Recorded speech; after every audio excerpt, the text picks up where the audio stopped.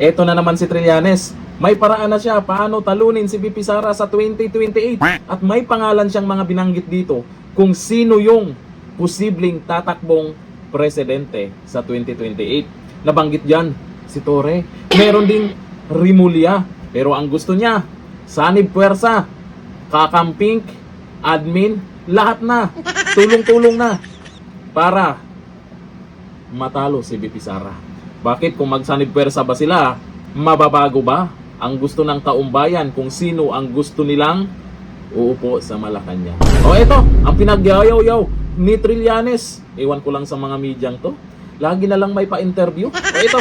Ano po, ang dun sa hanay ng mga ng mga middle forces na tinatawag ko, meron selection committee nagaganap sa kasalukuyan at eventually merong may mga criteria sa pagpili at pag natapos yung proseso na yan, itutulak nila yung preferred candidate from the middle forces. Ngayon doon naman sa administration side, ang nababalitaan natin, ang mga nag-aspire tumakbo for president ay si General Nick Torre at itong si Secretary John Vic Rimulya. So yan naman ay sila naman ang bahala kung paano nila ipopromote sarili nila.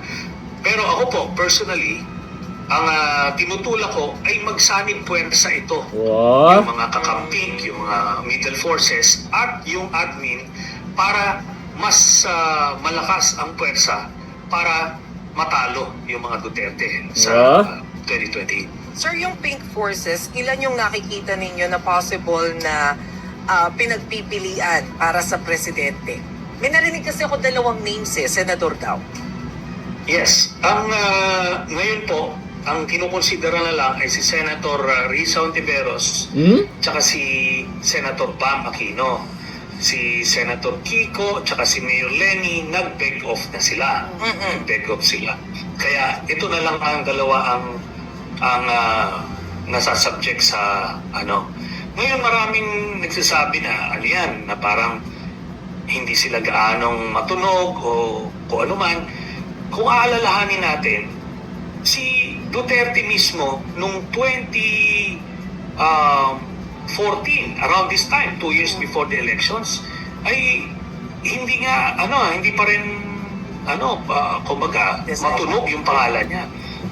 Tumunog lang yung pangalan niya nung December na, nung nag-substitute. Even si President Marcos, just before the filing, hindi naman siya matunog. Kung hindi, ang totoo lang siya is just one of the alternatives. But eventually, pag nag-consolidate na lahat towards the filing, yan.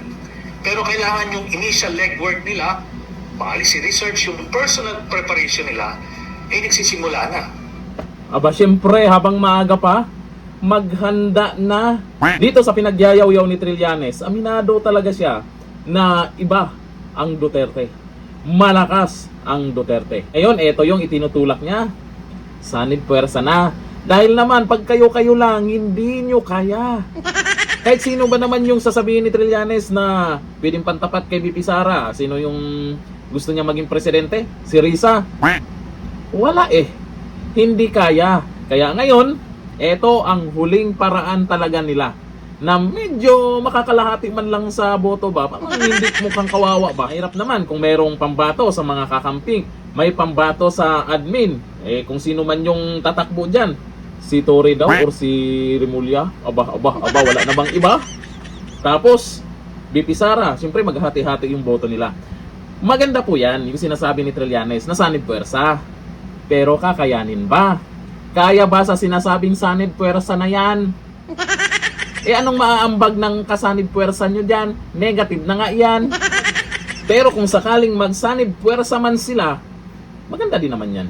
Parang naman may laban. Ay, mahirap naman, walang kalaban-laban, di ba? O ito, ayon po sa mga nag-comment dyan, tungkol sa pinagyayaw-yaw na naman ni Trillanes. O, sabi ni Macbert de la Pedra, gusto ng mga tao, ikaw ang tatakbo presidente. O Trillanes, ikaw na lang, ikaw yung nakaisip, di ba? Sanib puwersa, sino yung tatakbo? Ikaw na lang. Tatakbo kang presidente, ikaw yung ayaw na ayaw sa mga Duterte. Ikaw yung pinakamaingay na ayaw sa mga Duterte. Tumakbo ka, tapatan mo si VP Sara. O sabi ni Efraline Grace, ganyan kalupit mga Duterte. Lahat na kalaban dapat magsama-sama.